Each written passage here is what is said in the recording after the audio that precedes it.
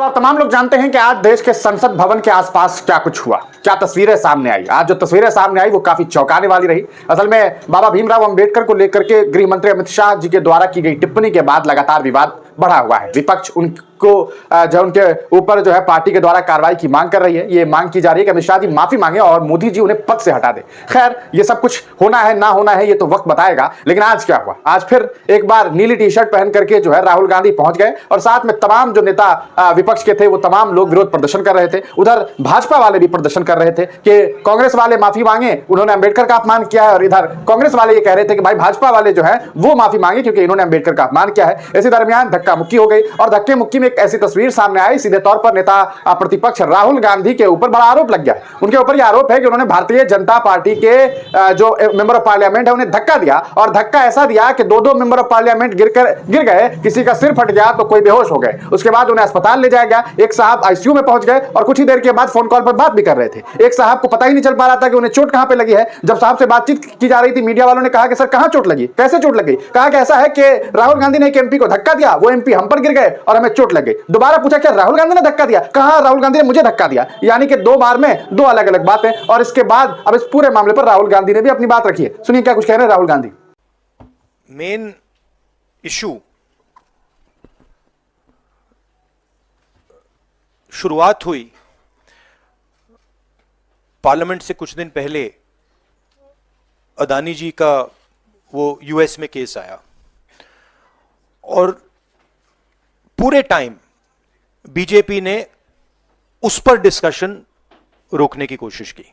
और बीजेपी की basic strategy थी कि ये अदानी का जो मामला है इसकी कोई चर्चा ना हो, इसका कोई डिस्कशन ना हो, ये दब जाए।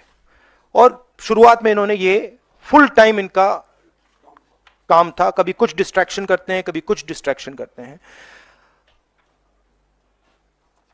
उसके बाद अमित शाह जी का बयान आता है और हम पहले से कह रहे हैं कि जो बीजेपी आरएसएस की सोच है, एंटी कॉन्स्टिट्यूशनल सोच है, एंटी अंबेडकर जी की सोच है।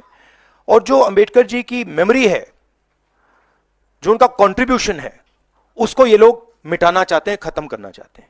और डायरेक्टली इनके मंत्री ने, होम मिनिस्टर ने डायरेक्टली सबके सामने जो उनका माइंडसेट है वो सबके सामने उन्होंने दिखा दिया। हमने कहा कि अपॉलॉजी होनी चाहिए और उनको रिजाइन करना चाहिए, नहीं किया। और आज फिर से इन्होंने एक नया डिस्ट्रैक्शन शुरू किया है। हम अंबेडकर जी की स्टैचू से सारे एमपी शांति से पार्लियामेंट हाउस जा रहे थे। पार्लियामेंट हाउस के सीढ़ियों पे बीजेपी के एमपी लकड़ियां लिए हमारे सामने खड़े होते हैं, हमें अंदर नहीं जाने देते हैं। और उसके बाद अब ये थोड़ा सा अपना फिर से डिस्ट्रैक्शन करने की कोशिश कर रहे हैं। रियलिटी ये है, इन्होंने अंबेडकर जी का अपमान किया है, उसकी अपॉलॉजी होनी चाहिए और रिजाइन करना चाहिए होम मिनिस्टर को। और जो मेन मुद्दा है जिसको ये मिटाना चाह रहे हैं, घुमाना चाह रहे हैं, मेन मुद्दा है कि नरेंद्र मोदी जी के मित्र अदानी जी के खिलाफ यूनाइटेड स्टेट्स में केस है, उनको वहां इंडाइट किया गया है और अदानी जी को नरेंद्र मोदी जी हिंदुस्तान बेच रहे हैं।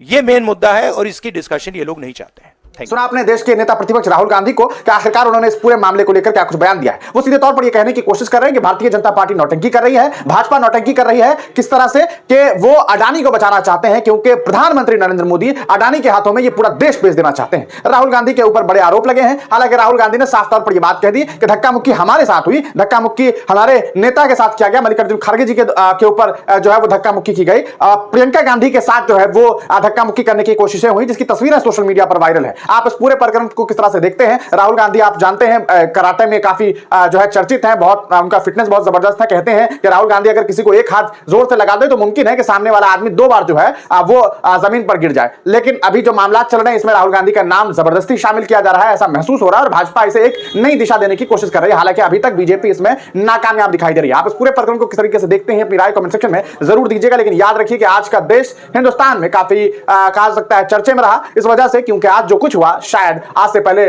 पार्लियामेंट के इतिहास में ऐसा नहीं देखने को मिला।